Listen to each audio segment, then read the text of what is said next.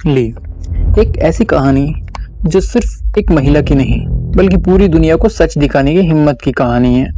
कहानी की शुरुआत होती है वर्ल्ड वॉर टू के बीच, जहां हम देखते हैं एक महिला ली मिलर जो कि बैटलफील्ड में खड़ी होकर वॉर फोटोज ले रही होती है। गोलियां चल रही है, बॉम्ब गिर रहे हैं और तभी एक बॉम्ब अचानक से ली मिलर के पास आ गिरता है। अगले सीन में हम देखते हैं एक बूढ़ी महिला जिसके सामने एक जवान लड़का बैठा है। ये महिला कोई और नहीं बल्कि खुद ली मिलर है। वो लड़का पूछता है, आपने अपनी जान जोखिम में डालकर ये सब काम क्यों किया?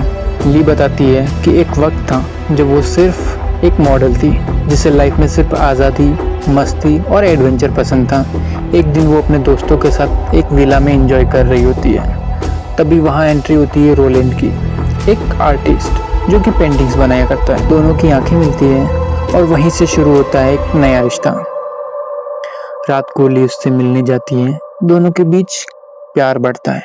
लेकिन अगली सुबह रोलैंड वहां नहीं होता है। सब कुछ नॉर्मल सा लग रहा होता है। तभी टीवी पर एक खबर चलती है, हिटलर।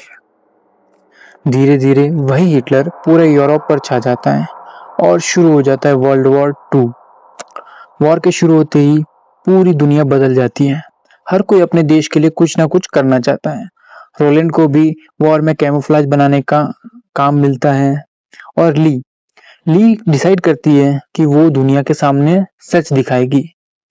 इसीलिए वो अप्लाई करती है वोग मैगजीन में और कुछ ही समय बाद उसे जॉब मिल जाती है एज ए वॉर फोटोग्राफर। ली खुश थी, उसे लगा अब वो फ्रंट लाइन पर जाकर सच कैप्चर करेगी। लेकिन उसे सिर्फ मैस और बैक एरिया की फोटो लेने दी जाती है, सिर्फ इसलिए क्योंकि वो एक महिला थी।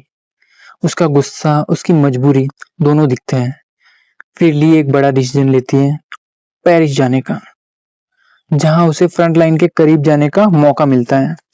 वहां वो घायल सोल्जर्स की फोटोज लेती है और वहीं पे एक सोल्जर कर्ट से मिलती है जो मुस्कुराते हुए कहता है, मेरी भी फोटो ले लो, मैं अपनी गर्लफ्रेंड को दिखाना चाहता हूँ कि मैं कितना बड़ा बहादुर हूँ। ली उसकी फोटो लेती है, लेकिन उसके अंदर एक दर्द बसने लगता है। फिर आता है सेंट मालो, जहां ली को बोला जाता है वॉर खत्म हो चुकी है, लेकिन रियलिटी वॉर अभी भी चल रही है। और यहाँ फिर से वही सीन आते हैं, बॉम्ब, एक्सप्लोजन और मौत का डर। एक बिल्डिंग में शरण लेते वक्त ली एक लड़की से मिलती है जिसे लोग गद्दार कह रहे होते हैं। ली उसकी बात सुनती है, उस पर भरोसा करती है। लेकिन जब वॉर खत्म होती है, लोग उस लड़की के बाल काट कर उसे बेइज्जत करते हैं।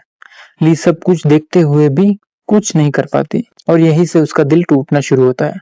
आगे बढ़ते हुए ली अपनी दोस्त सोलांज को ढूंढती है, लेकिन जब वो मिलती है तो उसकी जिंदगी तबाह हो चुकी होती है। उसका पति, उसके बच्चे सब गायब। वॉर ने सब कुछ छीन लिया। अब ली का मिशन अब ली का मिशन सिर्फ फोटोज लेना नहीं होता है, बल्कि सच ढूंढना था। वो और उसका दोस्त डेविड शर्मन जाते हैं उन जगहों पर जहां लोगों को बंदी बनाकर रखा गया था और जो वो देखते हैं, लाशों से भरी ट्रेन, गैस चेम्बर्स, भूख से तड़पते लोग और डर से कांपते बच्चे।